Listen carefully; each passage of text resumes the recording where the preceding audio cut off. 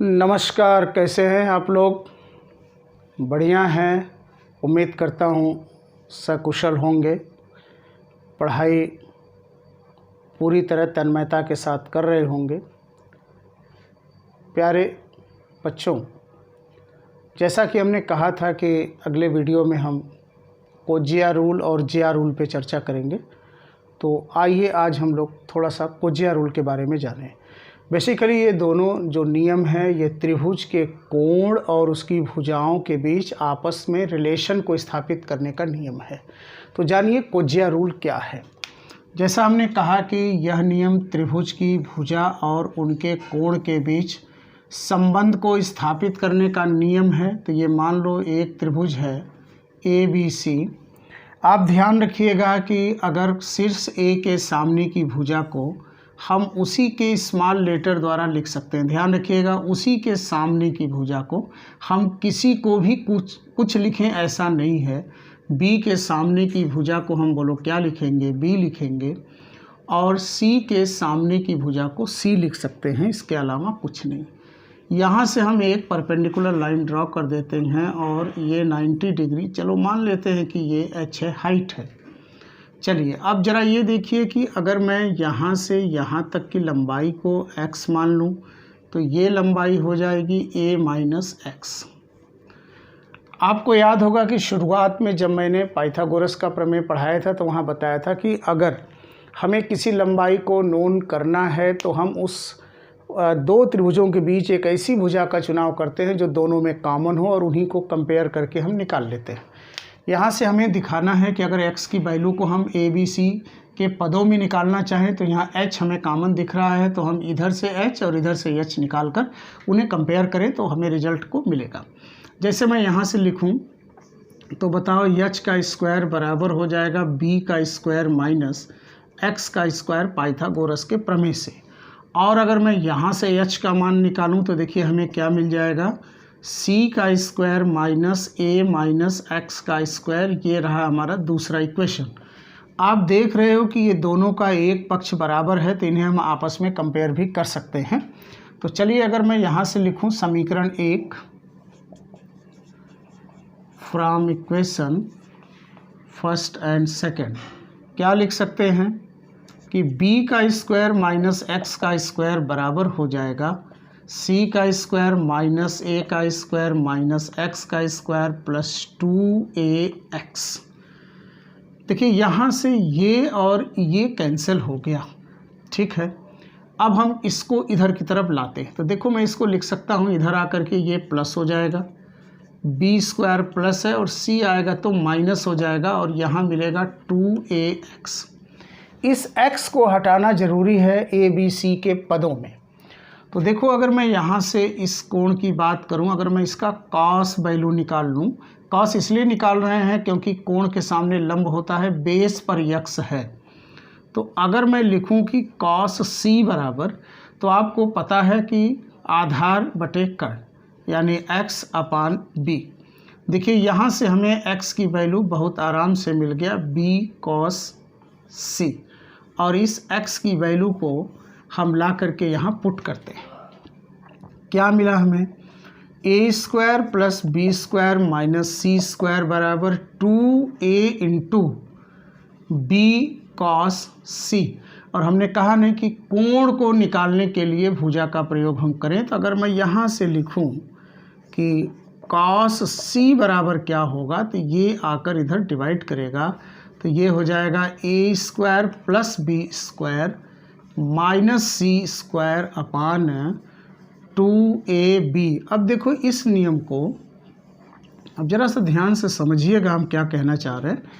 हमने ये देखा, यहाँ पे छोटा सी लेंगे, हमने ये देखा कि जब हम कोण C की वैल्यू निकाल रहे थे, बहुत ध्यान से देखिएगा कि जब हम इसकी कॉस निकाल रहे थे तो इसके सामने वाले भुजा को छोड़कर शेष दोनों भुजाओं के वर्गों को जोड़ा गया है। ओके, फिर इसके सामने की भुजा को जो छोड़ा गया है उसके वर्ग को देखो घटाया जा रहा है, और जिन दो भुजाओं को जोड़ा गया है उनके गुणनफल के दुगने से भाग करके हम कॉस C की वैल्यू को यहाँ पर फाइंड कर ले रहे हैं। अब आप बताओ कि अगर इसी तरह से हम आगे भी प्रश्न करें, जैसे हम cos A का मान निकालना चाहते हैं, cos B का मान निकालना चाहते हैं, तो देखो हम कैसे इसको सॉल्व कर सकते हैं। तो थोड़ा सा ध्यान यहाँ पर दे लीजिएगा, फिर हम लोग कुछ क्वेश्चन करेंगे। चलो अब आप यहाँ ये देखो कि अगर हमें C निकालना था तो हमने C के सामने को माइनस में ले गया। उसी तरह से मान लो हमें cos A निकालना हो तो हमने क्या कहा, जो निकालना है उसके सामने की भुजा को छोड़कर शेष दो भुजाओं के वर्गों को जोड़ेंगे। यानी हम क्या लिखेंगे, b² + c², और जिसको छोड़ा है उसके वर्ग को घटाएंगे और जिनको जोड़ा है उनका आपस में गुणा करके दुगना से भाग कर दें तो हमें cos A मिल गया। इसी प्रकार से अगर हमें cos B की वैल्यू निकालना हो तो आप देखो b के सामने b है, ये कन्फर्म होता है तो वो माइनस में हम ले जाएंगे, यानी a का स्क्वायर और c का स्क्वायर जुड़ेगा, b का स्क्वायर निकलेगा और इनके गुणनफल के दुगने से भाग करेंगे। तो इस प्रकार से हम किसी भी त्रिभुज के किसी भी कोण के कोज्या की वैल्यू को भुजाओं के माध्यम से निकाल सकते हैं। तब इस पर प्रश्न आया कि कैसे कैसे क्वेश्चन हमें मिल सकते हैं, कैसे कैसे क्वेश्चन इस पर बनेंगे। तो आइए हम लोग कुछ इसके प्रश्न को करें। इसे आप जल्दी से स्क्रीनशॉट कर लें। देखिए एक प्रश्न आपके सामने है कि त्रिभुज ABC में AB का स्क्वायर बराबर AC² + BC² minus AC into BC हो तो कोण ACB का मान क्या होगा। तो सबसे पहले हम क्या करेंगे, एक त्रिभुज तैयार करेंगे। देखिए ये बहुत ध्यान से देखिएगा, ABC, और हमें इस कोण की वैल्यू को पूछ रहा है। तो आइए ज़रा इसका हम कोज्या रूल लगाएं। देखो इसको अगर मैं लिखूं cos C, तो हमने कहा ना कि इसके सामने की भुजा को छोड़कर शेष दो भुजा के वर्ग को जोड़ा जाएगा, तो होगा AC का स्क्वायर प्लस BC का स्क्वायर माइनस AB का स्क्वायर और बटे में हो जाएगा 2AB इंटू BC। चलिए अब ज़रा सा ध्यान से इसको समझिएगा। अब देखिए यहाँ से हो गया क्या, AB का स्क्वायर प्लस BC का स्क्वायर, और इसकी जगह सॉरी यहाँ पे AC है, AC होगा क्योंकि C के सामने AB तो छोड़ा जाएगा, यहाँ AC होगा, और माइनस AB² की जगह देखिए ये वैल्यू दिया है तो इसको रखते हैं, माइनस हो जाएगा AC² minus BC² plus ACBC, और अपान में हो जाएगा 2AC इंटू BC। देखो ये प्लस और माइनस से कैंसिल हो गया, ये आ गया AC इंटू BC अपान 2AC इंटू BC, और ये कैंसिल होकर आ गया 1/2। और आपको पता है कि cos C का मान अगर 1/2 है तो C की वैल्यू क्या क्या हो सकता है। अब आपको त्रिकोणमिति के बारे में जानकारी होगी। ये चतुर्थांश में ये थीटा होता है, ये 180 माइनस थीटा, ये 180 प्लस थीटा, और ये 360 माइनस थीटा। अब बताओ C की वैल्यू 60 दिख रही है, तो अगर मैं यहाँ पर 60 कर दूँ, ध्यान से सुनिएगा, हाँ पॉजिटिव है तो पॉजिटिव देखो कहाँ कहाँ होता है काश, एक इसमें होता है और एक इसमें होता है। तो पॉजिटिव होने की वजह से दोनों वैल्यू केवल इसी दो चतुर्थांश में निकलेगा। तो बताओ यहाँ से थीटा का मान क्या हो गया, 60 अंश हो गया। और अगर इस 60 को यहाँ रख दें तो बोलो इसकी वैल्यू बोलो क्या होगी, 300 डिग्री होगी। बात समझ में आ गया। तो आपका जो इस प्रश्न का ऑप्शन दे रहा है वो ऑप्शन है ए का मान 120 अंश, बी का मान 60 डिग्री, सी का मान 90 डिग्री और डी का मान नन ऑफ दीज। तो ये आपका यहाँ पर जवाब सही हो जाता है। लेकिन यहाँ पर ध्यान रखिए, अब आपकी बात आ रहा होगा मन में कि फिर 300 डिग्री क्यों नहीं। अब यहाँ तो ऑप्शन है, चलो ठीक है, ऑप्शन में से हमने इसको चुन लिया। और बहुत ध्यान दीजिए, बहुत अच्छी चीज़ आपको मैं बता रहा हूँ यहाँ पर कि शायद ऑप्शन आपको ठीक से दिख नहीं रहा है। अगर मैं इसकी बात करूं या यही मैं बात करूं कि अगर 60 अंश और 30 अंश दोनों आंसर है और ऑप्शन कुछ ऐसा दे दे, बहुत ध्यान देना, बहुत अच्छी चीज़ आपको मैं बता रहा हूं यहाँ पर कि 120 अंश आ गया 90 डिग्री, सी में आ गया 300 अंश और डी में आ गया नन ऑफ दीज। केयर करना हमको। दूसरा प्रश्न दे रहा है, ऑप्शन है 60 अंश, ऑप्शन है 90 अंश, ऑप्शन है 120 अंश और ऑप्शन है नन ऑफ दीज। अब देखिए हमारे पास ये दो तरह से प्रश्न बना। जवाब हमारा 60 और 300 दोनों आ रहा है, यहाँ 120 है, 90 है, 300 है, नन ऑफ दीज है, तो इसका जवाब नन ऑफ दीज होगा। अब आपके अंदर ये बात आ रही होगी कि अगर इसका सलूशन 300 आया है तो यहाँ 300 क्यों नहीं। डियर स्टूडेंट, ये त्रिभुज का मैटर है और आप जानते हो कि त्रिभुज के तीनों अंतःकोणों का योग मिला देने पर 180 होता है। तो आप ये बताओ कि क्या ऐसा पॉसिबल है जिसका कि तीनों कोणों का योग अगर 180 होता है तो क्या एक कोण कभी 300 हो सकता है? नहीं हो सकता। इसलिए यहाँ पर 300 सही होते हुए भी इस केस में 300 एक्सेप्टेबल नहीं होगा और यहाँ का जवाब तो 60 अंश होगा। तो आप थोड़ा सा ये भी ध्यान रखा करो कि त्रिकोणमिति के किसी भी अनुपात के हर एक कोण पर 2 वैल्यू देता है। फिर कंडीशन भी हमें देखना होगा साथ साथ कि कौन सा सही होगा कौन सा गलत होगा। तो सवाल कुछ टेक्निकल ऐसे बना के भी पूछ सकता है और अगर हम इस पे ध्यान न देते तो बहुत सारे बच्चे 300 पे निशान मारते और हल करके चले आते, जो निश्चित रूप से गलत हो जाएगा। तो आपको समझ में आ गया कि 300 क्यों नहीं ले रहे हैं। इसलिए नहीं ले रहे हैं क्योंकि त्रिभुज के तीनों अंतःकोणों का योग 180 होता है और कोई एक कोण 300 अंश कभी नहीं हो सकता। आइए अब हम बात करते हैं अगले प्रश्न पर। देखिएगा, एक मैं इसी पर आपकी प्रैक्टिस को मैं और करा देता हूँ।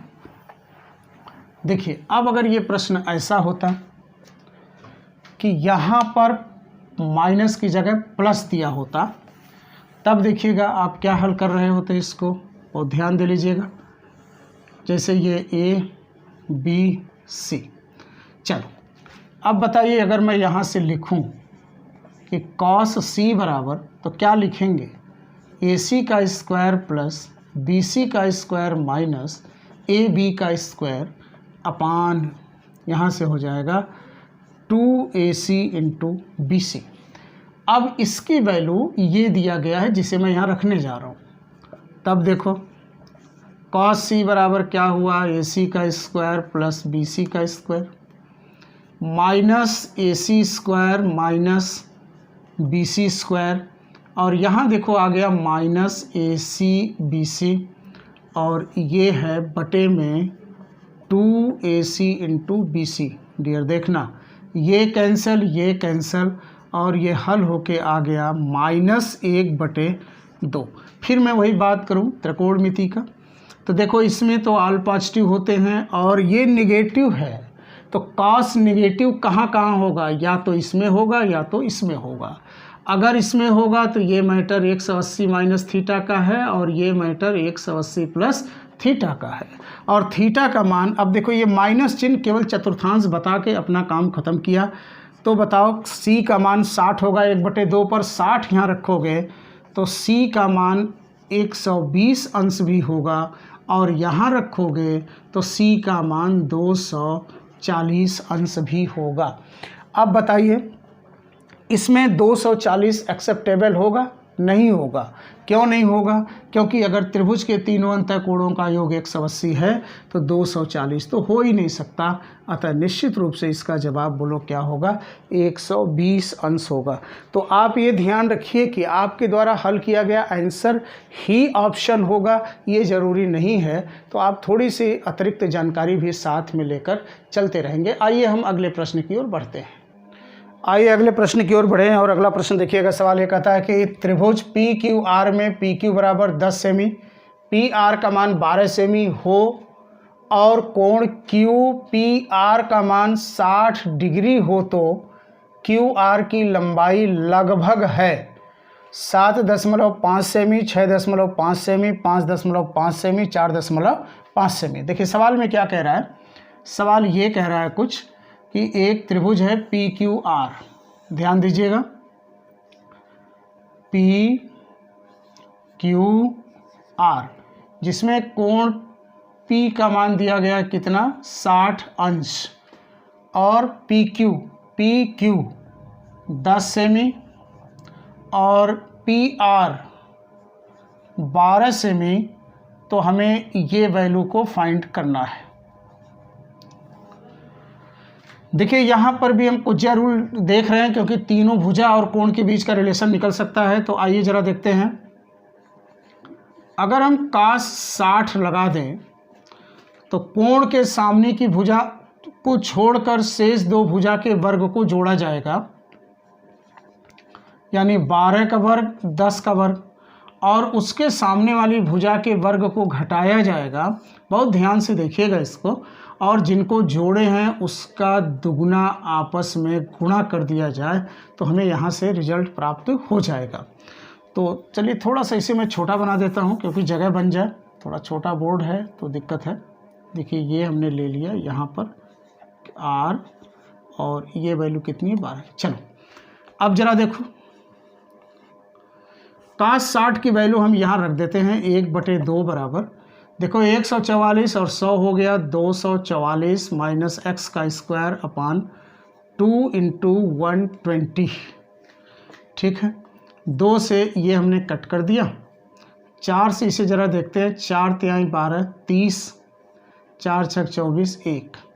देखिए यहाँ से हमें दिख रहा है कि x का स्क्वायर बराबर हो जाएगा 31। तो वैल्यू ऑफ x बोलो क्या होगा, √31 सेंटीमीटर। अब इसके अप्रॉक्सीमेट देखो, अगर ये 7 है तो 7 सतह 49 होना चाहिए, से ज़्यादा 36 से ज़्यादा 16 के आसपास। यहाँ देखो 25.5 इसके नियरेस्ट हो रहा है, अतः ये आपका आंसर सही हो गया। तो यहाँ पर मेरे प्यारे विद्यार्थियों, हमें कोज्या रूल का प्रयोग केवल समझना है कि हम कैसे इसको करें। चलिए आइए जरा एक प्रश्न इस पे और देखते हैं कि एक प्रश्न इसका और हम क्या ले सकते हैं। देखिएगा, देखिए एक प्रश्न हमने और लिया यहाँ से, सिंपल सा छोटा सा प्रश्न है कि त्रिभुज ABC में यदि AC का स्क्वायर बराबर AB square plus BC square हो तो कोण ABC का मान क्या होगा। देखिए यहाँ पर तो आप ऐसे भी लगा सकते हैं कि आपको पता है कि अगर दो भुजाओं के वर्गों का योग किसी एक भुजा के बराबर हो तो निश्चित है कि इसके सामने वाला कोण 90 डिग्री हो जाएगा। और आपको ये भी मैं बता चुका हूँ कि इसके सामने का कोण कौन होगा, जो ABC में से AC को छोड़कर जो लेटर बचा वही उसके सामने जाएगा। और यहाँ पर देखो AC के सामने B होगा और ये समकोण बना रहा है, कर्ण हो गया, तो बताओ B का मान कितना होगा, 90 डिग्री होगा। तो ये आंसर आपका सही होता है। लेकिन अगर इस पर कोज्या रूल हम लगा ही दें तो देखिए हम कैसे लगाएंगे।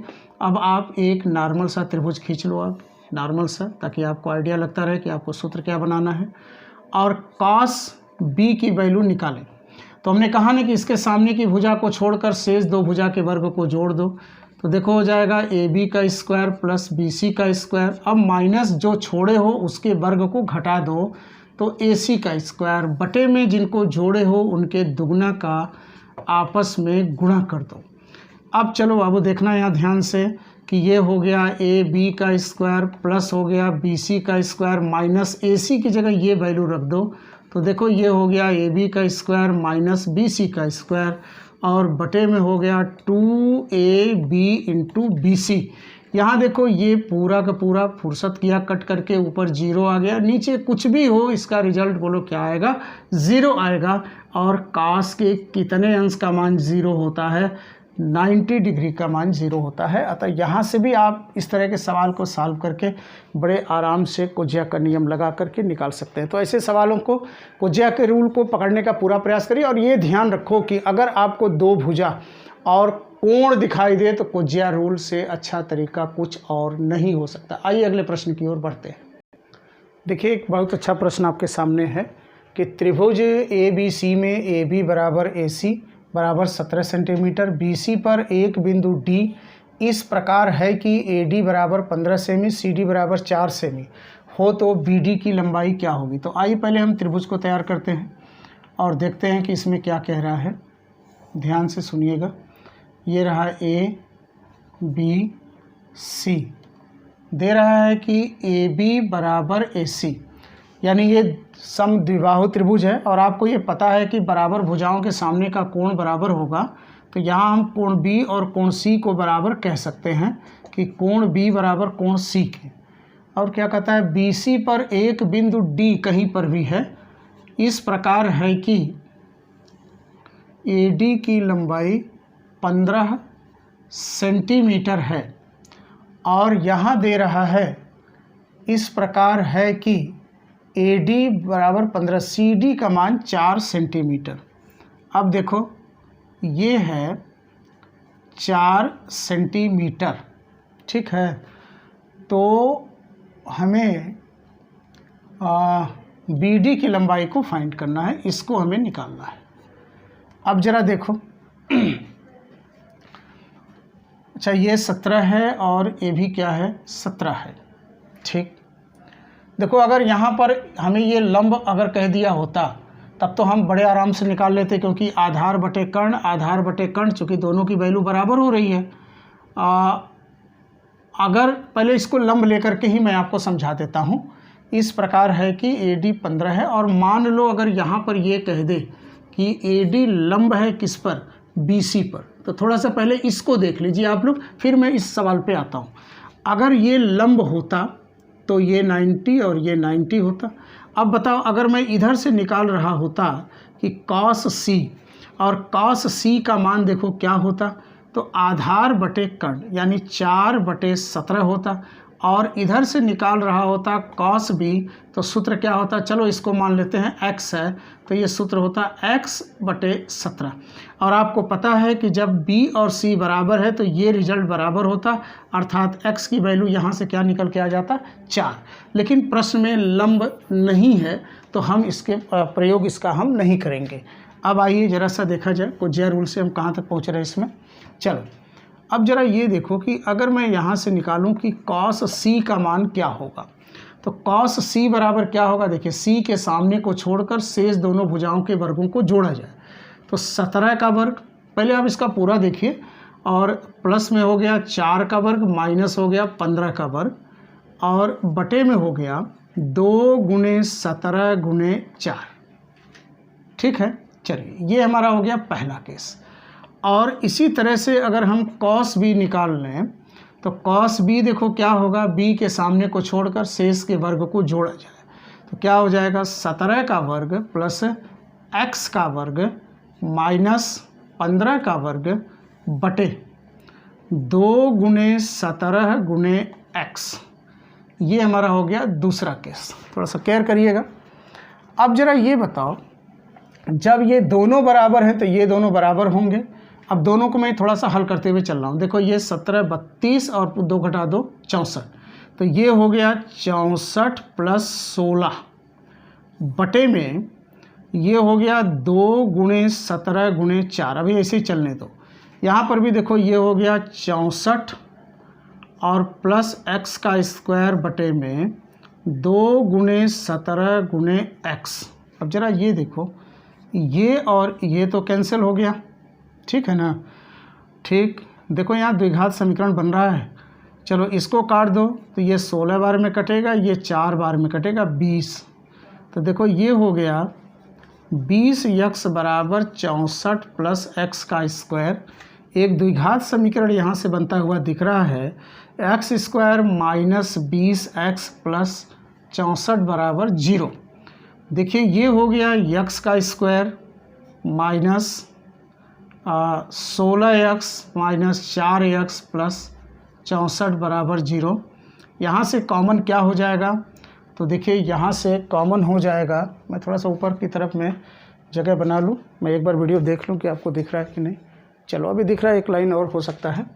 तो चलो यहाँ से देखो x कॉमन हुआ तो क्या आ गया, x - 16 और -4 कॉमन हुआ तो क्या आ गया, x - 16 बराबर 0।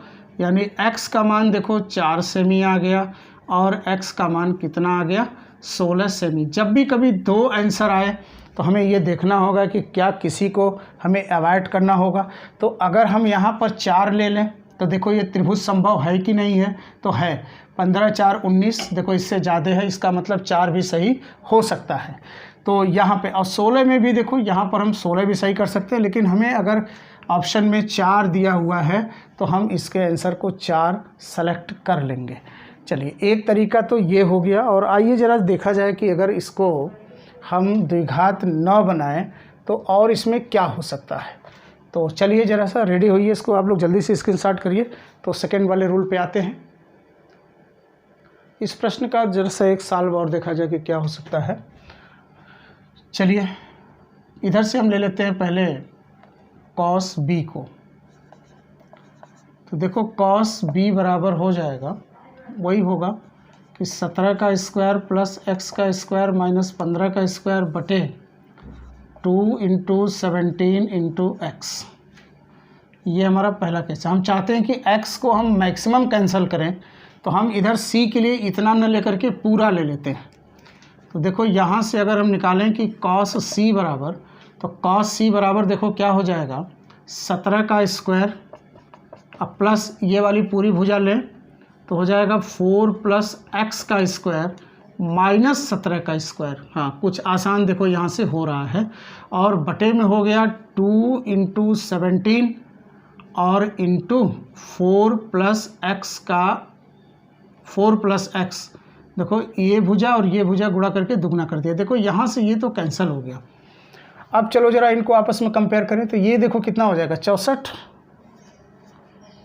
प्लस एक्स का स्क्वायर अपान ये देखो हो जाएगा 34 गुणे एक्स बराबर इधर से ज़रा देखा जाए तो इधर से क्या हो जाएगा 4 प्लस एक्स का स्क्वायर अपान 34 गुणे 4 प्लस एक्स हो जाएगा। ये देखो इसको स्क्वायर से ख़त्म कर दिया, इसको ये ख़त्म कर दिया, तो मामला जो है कुछ ठीक ठाक तो समझ में आ रहा है। ये पूरा कट गया, एक्स से गुणा कर देते हैं तो देखो ये हो गया 64 प्लस एक्स स्क्वायर बराबर 4x प्लस एक्स का स्क्वायर एस ये कट गया। अब देखो यहाँ से वैल्यू ऑफ x कितनी आ गई 16 आ गई। और आपने देखा होगा कि जब मैंने फैक्टर किया तो x का मान 4 और 16 दोनों आया था।